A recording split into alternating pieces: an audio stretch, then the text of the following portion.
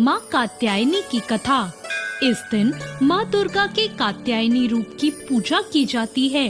कहा जाता है कि माँ कात्यायनी की पूजा करने से व्यक्ति को अपनी सभी इंद्रियों को वश में करने की शक्ति प्राप्त होती है।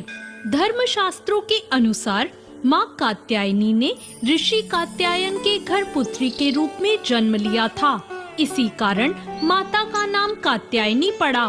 देवी माँ के इसी स्वरूप ने महिषासुर नाम के दानव का वध किया था। इसलिए माँ कात्यायनी को महिषासुर मर्दानी के नाम से भी जाना जाता है। पौराणिक कथा के अनुसार कात्यायन ऋषि ने माँ भगवती को पुत्री के रूप में पाने के लिए कठोर तपस्या की। महर्षि कात्यायन की तपस्या से प्रसन्न होकर माँ भगवती ने उन्हें साक्षात दर्शन दिए। कात्यायन ऋषि ने माता को अपनी मंशा बताई। देवी भगवती ने उन्हें वचन दिया कि वो उनके घर पुत्री के रूप में जरूर जन्म लेंगी। और फिर जब तीनों लोक पर महिषासुर नामक दैत्य का अत्याचार बढ़ गया और सभी देवी देवता उससे परेशान हो गए, तब त्रिदेव ब्रह्मा, विष्णु और महेश जी के तेज से माता ने महर्षि कात्यायन के घर जन्म लिया।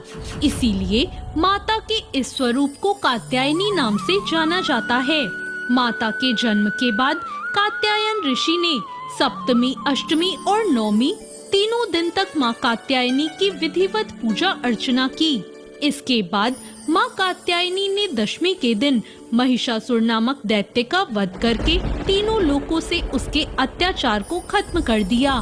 माता कात्यायनी का शरीर सोने की तरह सुनहरा और चमकदार है। ये सिंह की सवारी करती हैं और इनकी 4 भुजाएं हैं। माँ कात्यायनी के एक हाथ में तलवार और दूसरे में अपना प्रिय पुष्प कमल लिया हुआ है। उनके अन्य 2 हाथ वर मुद्रा और अभय मुद्रा में हैं। माता कात्यायनी की पूजा करने के लिए सुबह जल्दी उठ जाएं और स्नान आदि करके नित्य कर्मों से निवृत्त हो जाएं। फिर देवी की तस्वीर या मूर्ति को एक चौकी पर स्थापित कर दें। एक हाथ में पुष्प लें और माँ के मंत्रों का जाप करें। इसके बाद फूल को माँ के चरणों में चढ़ाएं। देवी को लाल वस्त्र, 3 हल्दी की गांठें, पीले फूल और फल आदि अर्पित करें। माँ कात्यायनी को शहद का भोग लगाएं। इससे माँ कात्यायनी प्रसन्न हो जाती हैं। इसके बाद दुर्गा चालीसा का पाठ करें। माँ के मंत्रों का जाप करें, उनकी स्तुति करें। माँ कात्यायनी की स्तुति करने के लिए या देवी सर्वभूतेषु माँ कात्यायनी रूपेण संस्थिता नमस्तस्यै नमस्तस्यै नमस्तस्यै नमो नमः मंत्र का जाप करें। सच्चे मन से जो कोई भी माता की पूजा अर्चना करता है, उसके जीवन में आने वाली सभी बाधाएं दूर होती हैं।